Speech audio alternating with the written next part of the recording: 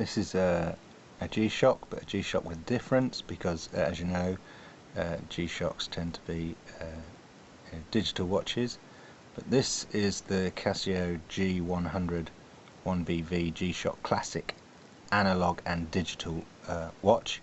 And as you can see, the beauty of it is it has analog hands to it, which when it comes to watches is something I prefer.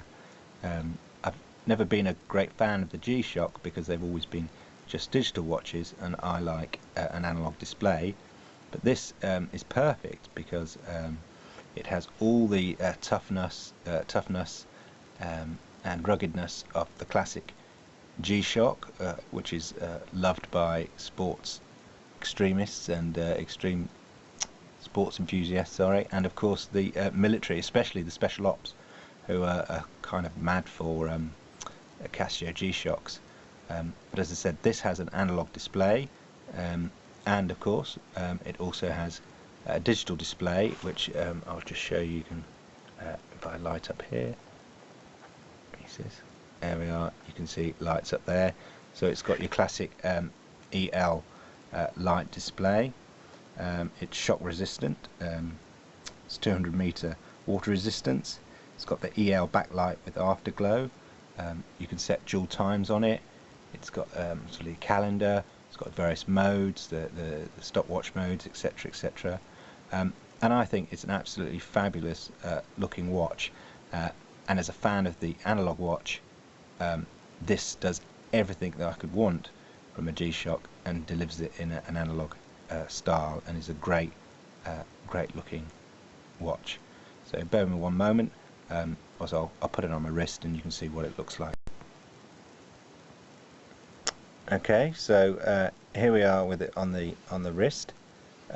It feels very lightweight, and I think it's a great size. I mean, I've got quite thin wrists, so it suits me well. There is a big fashion now for oversized watches, and I think it's cool, but they can look ridiculous. I think once you get under over 44mm watch size, then they start to get quite big. I'm just going to bring in my my other watch. If you just bear with me 1 minute to give you a comparison of the size.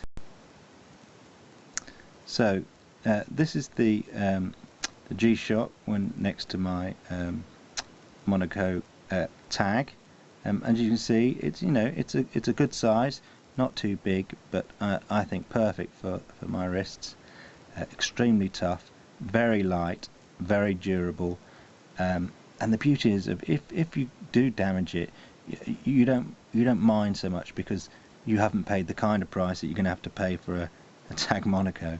So I use it as a sort of an everyday watch, and I wear the Tag Monaco more of sort of a dressing up, going out, or in the office watch. But what appeals to me about the G-Shock is the analog hands give it a real classic look, which I think makes it more versatile than the digital watch, which to me sort of shouts just sport, a sports watch.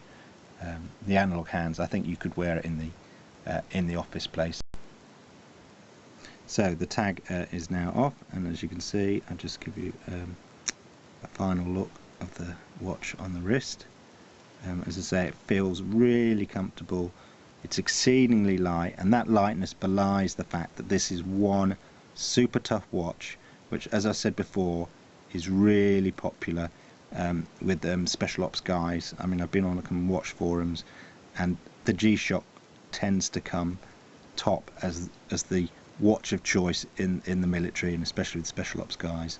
And for me, the fact that it's got analog hands makes this Casio G-Shock an absolute winner. So there you go.